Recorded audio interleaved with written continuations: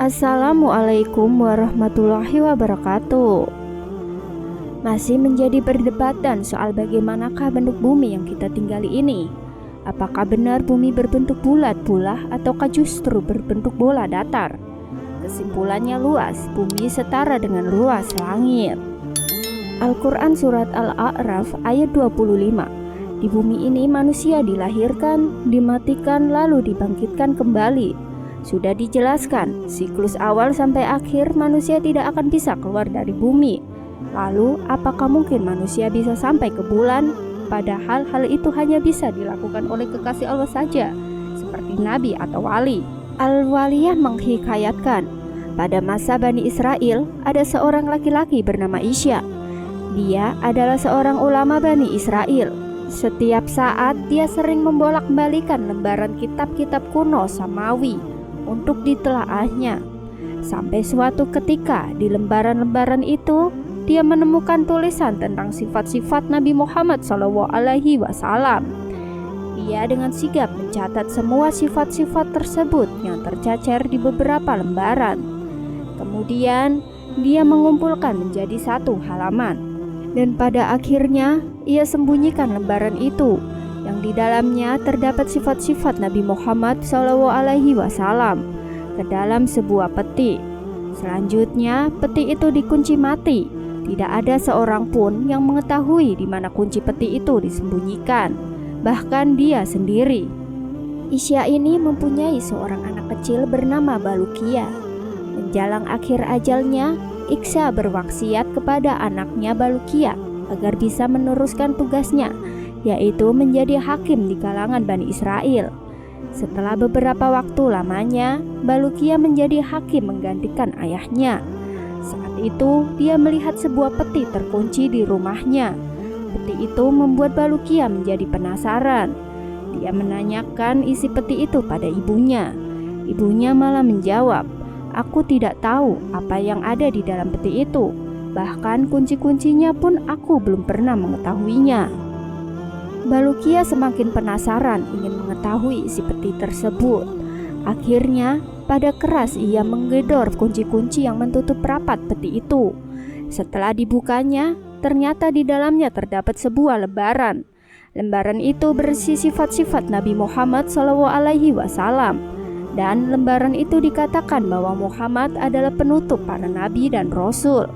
Surga diharamkan kepada para nabi sebelum terlebih dahulu Muhammad dan umatnya masuk ke dalamnya. Seusai membaca lembaran itu, Balukia keluar rumah, menemui kaum Bani Israel untuk menyampaikan apa yang tertera di dalam lembaran Alkitab yang di bawahnya. Ketika kaum Bani Israel dengan seksama menyimak penuturan Balukia, mereka berkata, "Beraninya ayahmu menyembunyikan yang diketahuinya, sehingga dia tidak menyampaikan kepada kami." Mereka marah. "Jika bukan karena kamu sebagai anaknya, kami akan membakar kuburannya, sebab dia telah menyembunyikan berita tentang akan datangnya panutan para rasul, Muhammad SAW." Demikian mereka menambahkan. Kemudian Balukia pamitan kepada ibunya untuk melakukan sesuatu perjalanan panjang. "Ibu, aku menemukan berita tentang akan diutusnya Nabi akhir zaman. Sekarang aku mau pergi dan tidak akan kembali sampai menemukan kabar tentang keberadaan Nabi tersebut." Ibunya mendoakan, "Semoga Allah menjadikan angan-anganmu tercapai." Setelah berpamitan dan berkemas, Balukia pergi meninggalkan Mesir dalam rangka mencari kabar tentang Muhammad SAW. Dia mengelilingi bumi dari ujung timur sampai ujung barat sehingga sampai di Laut Tujuh. Di sana, ia melihat beberapa keanehan yang tidak dapat dilihat oleh orang lain. Di antaranya, dia melihat sesuatu pulau yang penghuninya adalah ikan hut atau sejenis paus.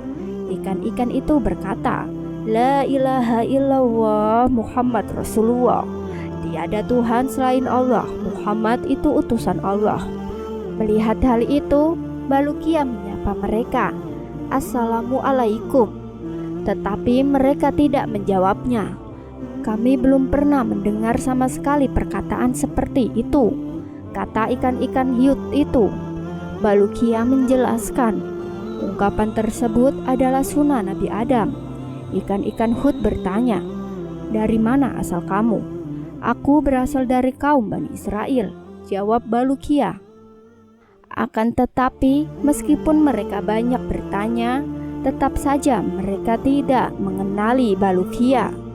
"Kami tidak tahu menahu Adam, tidak juga Bani Israel." Mendengar pengakuan mereka, Balukia menjadi penasaran. "Kenapa kalian mengenal Muhammad?"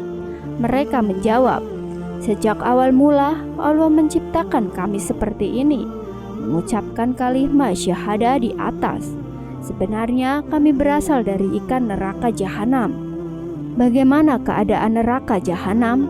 tanya Balukia pada ikan-ikan Hud. Akhirnya mereka menjelaskan tentang keadaan jahanam yang terkenal mengerikan. Ia adalah lembah hitam yang berbau busuk. Setiap tahunnya ia bernafas hanya 2 kali. Nafas pertama ketika musim panas, maka nafasnya pun mengeluarkan hawa yang sangat panas. Dan nafas kedua ketika musim dingin, maka nafasnya menyemburkan hawa yang sangat dingin. Ikan Hud menjelaskan lebih detail.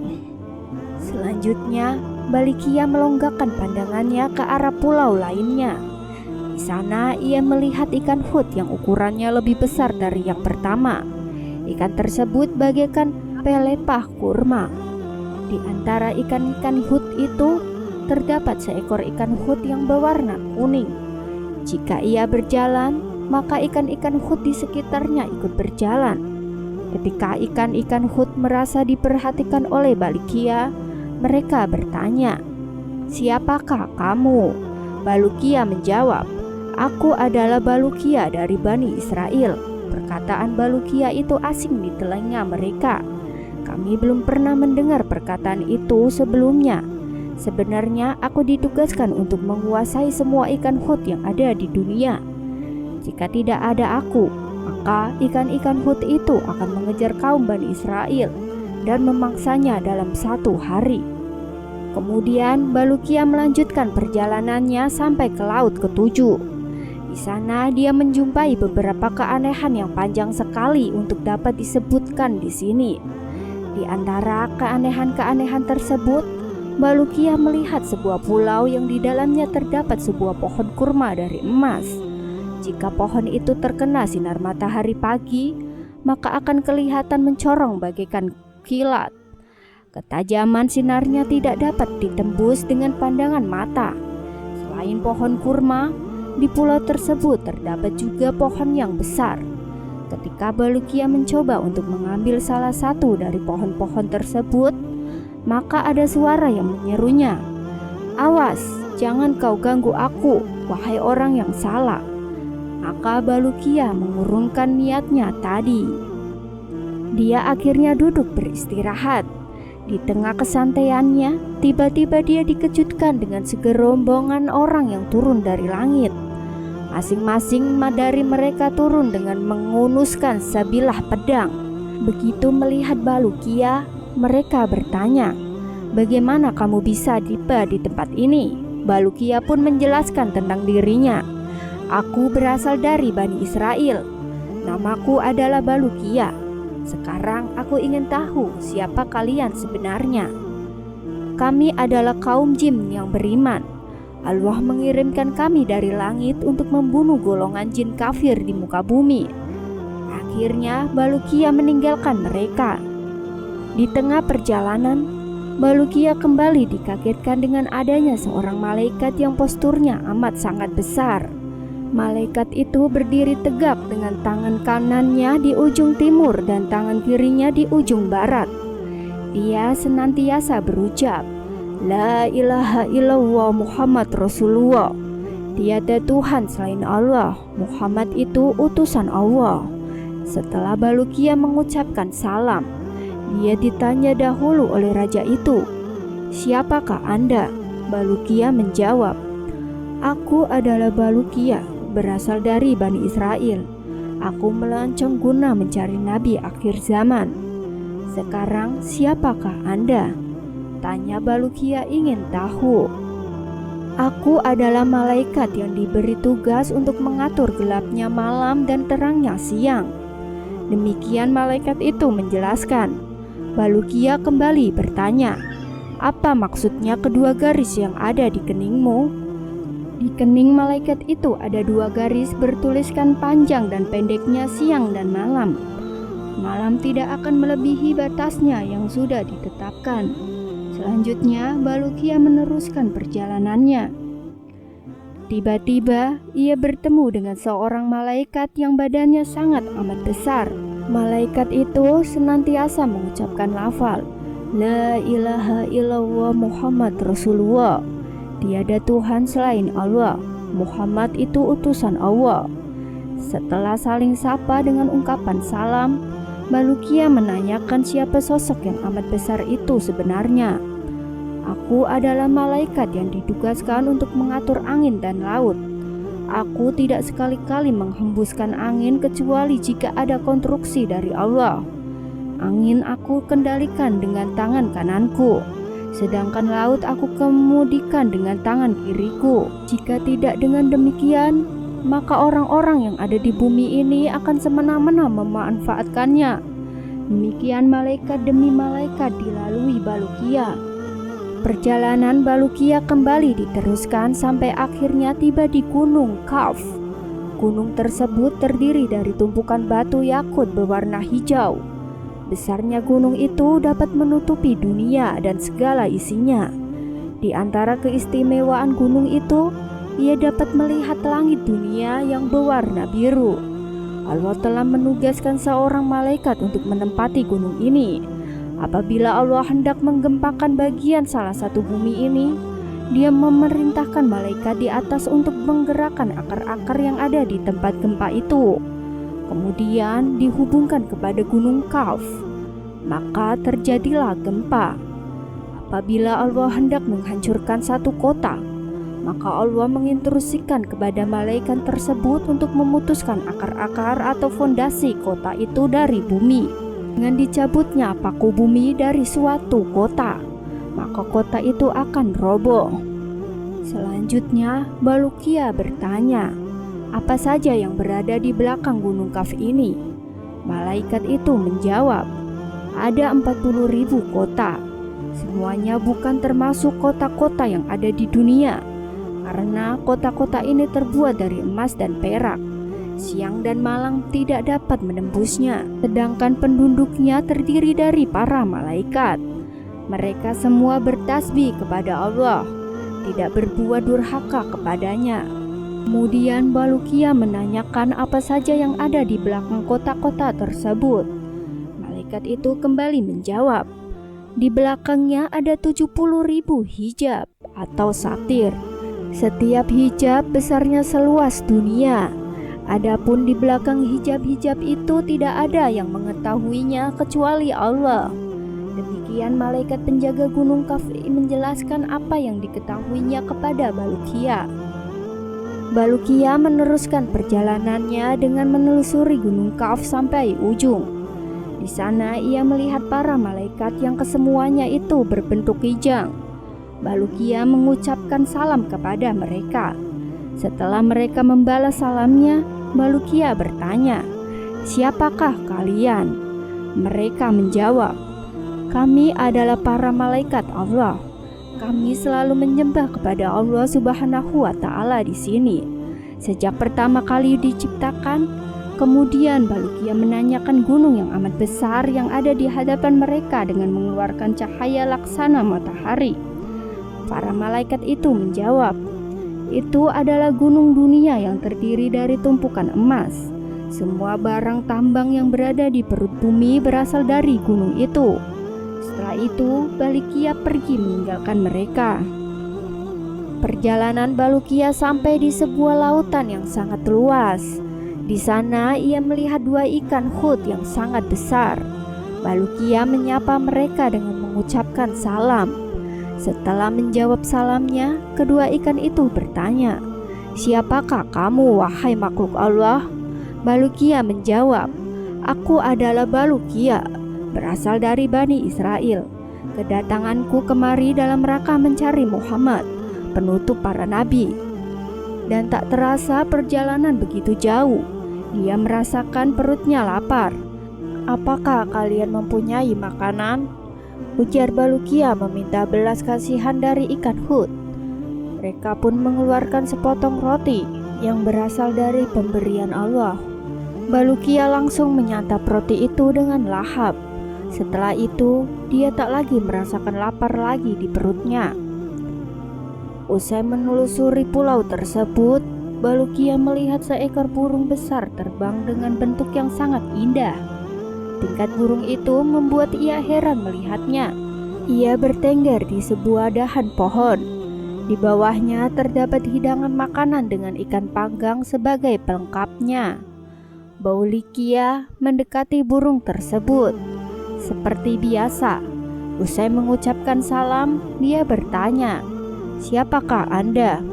Burung itu menjawab, "Aku adalah salah satu malaikat dari surga. Allah mengutusku untuk membawa hidangan ini kepada Adam dan Hawa, yaitu pada saat keduanya bertemu di Gunung Arafah. Setelah mereka berdua menyantapnya, Allah menyuruhku untuk menunggu hidangan tersebut sampai hari kiamat tiba.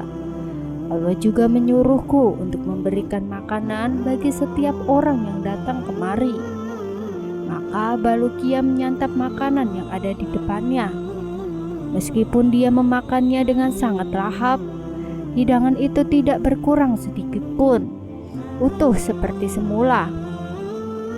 Akhirnya, ia menanyakan hal itu kepada burung yang tiada lain adalah malaikat. Kemudian burung itu menjawab, "Makanan yang ada di dunia itu akan berkurang jika dimakan dan berubah jika terlalu lama. Sedangkan makanan dari surga tidak seperti itu. Apakah ada orang lain yang pernah memakan hidangan ini?" tanya Balukia kembali. Burung itu menjawab membenarkannya. "Orang biasa makan di sini adalah Khidir Abdul Abbas. Dia terkadang mampir ke sini untuk makan.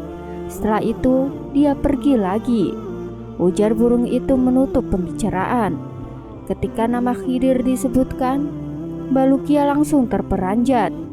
Dia ingin sekali bertemu dan berguru kepadanya. Suatu hari, pada saat Balukia sedang duduk santai, tiba-tiba dikejutkan dengan adanya Khidir alaihi salam. Balukia melihat Khidir berada di hadapannya dengan pakaian yang serba putih. Dia berdiri hormat dan mengucapkan salam kepadanya. Khidir pun menjawab salam tersebut. Kemudian Balukia menjelaskan maksud perjalanannya. "Wahai Abdul Abbas atau Khidir, aku pergi dari rumah demi mencari seorang nabi akhir zaman, sehingga pencarianku sampai setempat ini dan bertemu denganmu. Karenanya sudilah kiranya Anda memberitahuku kepadaku di mana nabi itu berada." Khidir alaihi salam menjawab, "Sesungguhnya nabi akhir zaman tidak akan lahir pada masa sekarang ini. Kamu tidak mungkin dapat bertemu dengannya. Wahai Balukia, tahukah kamu berapa jauh jarak perjalananmu dari rumah ibumu?" "Aku tidak tahu," kata Balukia terus terang. Khidir kembali meneruskan, "Kamu sudah meninggalkan ibumu sejauh perjalanan yang ditempuh selama 50 tahun. Apakah kamu mau aku mengembalikanmu ke rumah ibumu?" Balukia mengiyakan. "Jika demikian, pejamkan matamu," pinta Khidir. Ketika Balukia memejamkan kedua matanya, tiba-tiba tidak terasa dia sudah berada di samping ibunya. Begitu Balukia membuka kedua matanya, dia melihat ibunya yang sudah berada di sampingnya. Dia bertanya kepadanya, "Bu, apakah engkau melihat siapakah orangnya yang telah membawaku kemari?" Ibunya menjawab, "Aku melihat seekor burung putih membawamu dan meletakkanmu di sampingku." Setelah itu, ia segera terbang kembali. Usai meluapkan rasa rindunya, Balukia menceritakan kisah petualangannya di atas kepada ibunya. Kemudian ia keluar untuk menemui kaumnya. Mereka pun menanyakan ketidakhadiran Balukia di tengah mereka beberapa waktu lamanya. Akhirnya, Balukia menceritakan semua peristiwa-peristiwa aneh yang dilihatnya selama dalam petualangan mencari nabi akhir zaman. Mendengar isi kisah tersebut, kaum Bani Israel menulis semuanya. Tidak ada yang terlewat. Kegiatan menulis kisah dari petualangan Balukia ini tidak dapat diselesaikan selama kurun waktu 40 tahun. Konon, Balukia dikaruniakan umur untuk hidup di dunia selama 1000 tahun. Wallahu alam.